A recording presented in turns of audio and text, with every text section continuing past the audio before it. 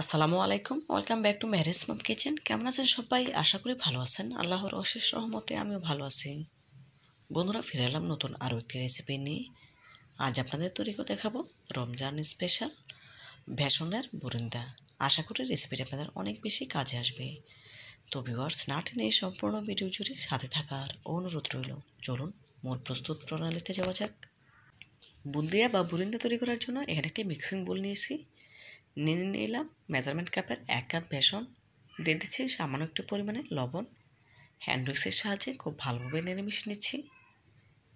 মিশিয়ে হয়ে গেলে অল্প অল্প পানি দিয়ে মসৃণ ব্যাটার তৈরি করে নেব। অবশ্যই বেসনটা চেলে নেওয়ার চেষ্টা করবেন। আমি বেসনটা আগে থেকেই চেলে নিয়েছিলাম, সেই জন্য আর চালার প্রয়োজন পড়েনি। আপনারা অবশ্যই বেসন চেলে নেবেন, এতে করে বেসনের ব্যাটার তৈরি করতে কোনো রকম সমস্যা হবে না, কোনো রকম দলা পেকে যাবে না। দেখুন, হ্যান্ড উইক্সের সাহায্যে বিট করে নিচ্ছি। যেহেতু বুন্দিয়া তৈরি করার জন্য এখানে আমি কোনো বেকিং পাউডার বা বেকিং সোডা ব্যবহার করছি না। এভাবে করে হ্যান্ড উইক্সের সাহায্যে বিট করে নিলে বেসনের এই ব্যাটার অনেকটা ফুলে উঠবে। দেখেই বুঝতে পারছেন কিছুটা ফুলে উঠেছে, কালারটাও কিন্তু কিছুটা চেঞ্জ হয়ে এসেছে। দেখুন, প্রায় 15 মিনিট বেসনের ব্যাটার বিট করে নিয়েছি। এখন আপনাদের চেক করে দেখে দেব ব্যাটারটা পারফেক্ট হয়েছে কি না। এখান থেকে সামান্য একটু পরিমাণ ব্যাটার নিয়ে পানির উপরে ছেড়ে দেব। ব্যাটার যখন বিট করা হয়ে যাবে তখন পানির উপরে ভেসে উঠবে। দেখুন, পানিতে সারার সাথে সাথে উপরে ভেসে উঠেছে, তার মানে বুন্দিয়ার জন্য ব্যাটার পারফেক্টভাবে রেডি হয়ে গিয়েছে। এখান থেকে সামান্য একটু ব্যাটার আমি তুলে নিচ্ছি ফুড কালার অ্যাড করবো বলে। প্রায় 2 চামচের মতো নিয়েছি। এখানে সামান্য কয়েক ফোঁটা রেড ফুড কালার অ্যাড করে দেব। অফ ক্যামেরায় 3-4 ফোঁটার মতো রেড ফুড কালার অ্যাড করে দিয়েছি। হ্যান্ড উইক্সের সাহায্যে খুব ভালোভাবে মিশিয়ে নিয়েছি। এখন বুন্দিয়া তৈরি করার জন্য সরাসরি চুলায় চলে যাব। চুলা একটি প্যানে আগে থেকে পর্যাপ্ত পরিমাণে তেল দিয়ে পুরোপুরি গরম করে নিয়েছি। এখন 2 ফোঁটা ব্যাটার দিয়ে চেক করে নিলাম। তেলে ব্যাটার পড়ার সাথে সাথে কিন্তু তেলের উপরে ভেসে উঠেছে।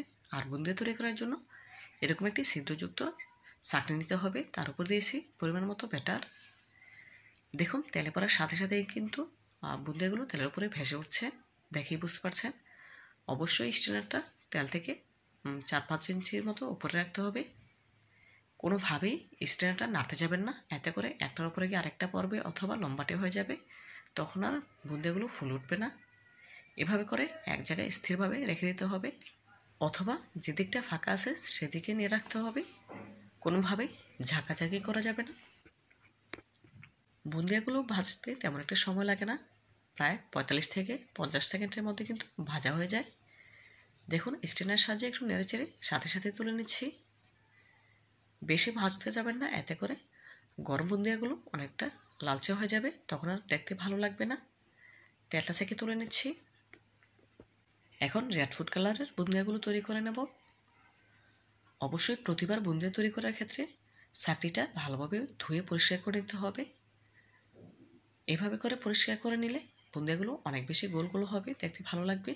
আর যদি অপরিষ্কার থাকে সেক্ষেত্রে বুন্দিয়াগুলো তেরা বেঁকা হবে, লম্বাটে হবে, তখন আর দেখতে ভালো লাগবে না।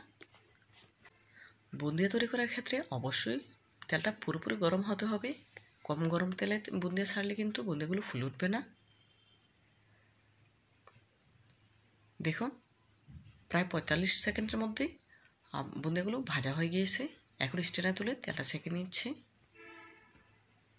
একই প্রসেসে সবগুলো বুন্দিয়া ভেজে নেব। দেখুন, একই প্রসেসে সবগুলো বুন্দিয়া ভেজে নিয়েছি। মাশাআল্লাহ, দেখে মনে হচ্ছে এখনই খেয়ে নিই। শিরায় দেবো, সেজন্য আর খেলাম না। এদিকে চুলে একটি প্যানে দিয়ে দিচ্ছি মেজারমেন্ট কাপের 1 কাপ চিনি, দেব একই কাপের 1/2 কাপ পানি, দেব 1 চা চামচ গাওয়া ঘি। এই ঘিটা আমি ঘরেই তৈরি করেছি। কিভাবে হোমমেড ঘি তৈরি করা যায় তার রেসিপি অলরেডি আমার চ্যানেলে আপলোড দেওয়া আছে, চাইলে সেখান থেকে দেখে নিতে পারেন। ঘিটা দেওয়ার কারণে বুন্দিয়া থেকে অনেক সুন্দর ফ্লেভার আসবে, খেতে অনেক ভালো লাগবে, মনে হবে বুন্দিয়াগুলো ঘিতে ভাজা। সেজন্য 1 চা চামচ পরিমাণ দিলাম। আপনাদের হাতের কাছে ঘি না থাকলে সেক্ষেত্রে আস্ত এলাচ বা এলাচ পাউডার দিতে পারেন, কোনো অসুবিধা নেই। দেখুন চিনিটা পুরোপুরি গলে গিয়ে চিনি শিরায় বলক চলে এসেছে। বেশিক্ষণ জাল করা যাবে না, মাত্র 1.5 থেকে 2 মিনিটের মধ্যে গ্যাসের ফ্লেম অফ করে দিতে হবে। বেশি জাল করলে আবার চিনি শিরাটা ঘন হয়ে যাবে। যেহেতু 1 কাপ চিনিতে আমি 1/2 কাপ পানি দিয়েছিলাম। গ্যাসের ফ্লেম অফ করে দিয়েছি। এখন আগে থেকে ভেজে রাখা বুন্দিয়াগুলো দিয়ে দিচ্ছি। এখন খুন্তির সাহায্যে নেড়েচেড়ে নিতে হবে খুব ভালোভাবে, যাতে করে শিরাটা সবগুলো বুন্দিয়ার গায়ে সমানভাবে প্রবেশ করতে পারে। আমার টিপসগুলো যদি আপনারা হুবহু ফলো করেন তাহলে আর বাজার থেকে কিনে আনার কোনো প্রয়োজন নেই। আপনারা বাসায় তৈরি করতে পারবেন পারফেক্ট বুন্দিয়া বা বুরিন্দা। দেখুন খুব ভালোভাবে নেড়েচেড়ে নিয়েছি। এখন ঢাকা দিয়ে রেস্টে রেখে দেবো 1 থেকে 1.5 ঘন্টা, অথবা চাইলে আপনারা গ্যাসের ফ্লেম লো হিটে রেখে 10 মিনিট জাল করে নিতে পারেন। তবে আমি 1-1.5 ঘন্টা রেস্টে রেখে দিচ্ছি। এই 1.5 ঘন্টায় বুন্দিয়াগুলো আমি 2-3 বার নেড়েচেড়ে উল্টে পাল্টে দিয়েছি, যাতে করে সবগুলো বুন্দিয়াতে শিরাটা খুব ভালোভাবে ঢুকতে পারে। দেখুন 1.5 ঘন্টা পর ফিরে এলাম। চিনি শিরাটা কিন্তু পুরোপুরি শুষে নিয়েছে, দেখে বুঝতে পারছেন কতটা ঝরঝরে হয়েছে। একটা বুন্দিয়ার সাথে কিন্তু আরেকটা লেগে নেই। এখন এই বুন্দিয়াগুলো একটি সার্ভিং ডিশে সার্ভ করে আপনাদের সাথে শেয়ার করছি। ঘরেই যদি হোমমেড বুন্দিয়া তৈরি করা যায় তাহলে আর বাজার থেকে কেনার প্রয়োজন কি। আপনারা একবার হলো আসছে রমজানে আমার রেসিপিটি ফলো করে বাসায় তৈরি করে খেয়ে দেখবেন, খুবই ভালো লাগবে ইনশাআল্লাহ। আশা করি নিরাশ হবেন না, অনেক ভালো লাগবে। তো বন্ধুরা, আজকের মতো বিদায় নিচ্ছি। দেখা হবে নতুন কোনো দিনে নতুন কোনো রেসিপিতে। ভালো থাকবেন সবাই, আর আমার জন্য দোয়া করবেন যেন এমন আরও নতুন নতুন রেসিপি নিয়ে আপনাদের সামনে হাজির হতে পারি। পরবর্তী ভিডিও দেখার আমন্ত্রণ জানিয়ে আজকের মতো বিদায় নিচ্ছি। আল্লাহ হাফেজ।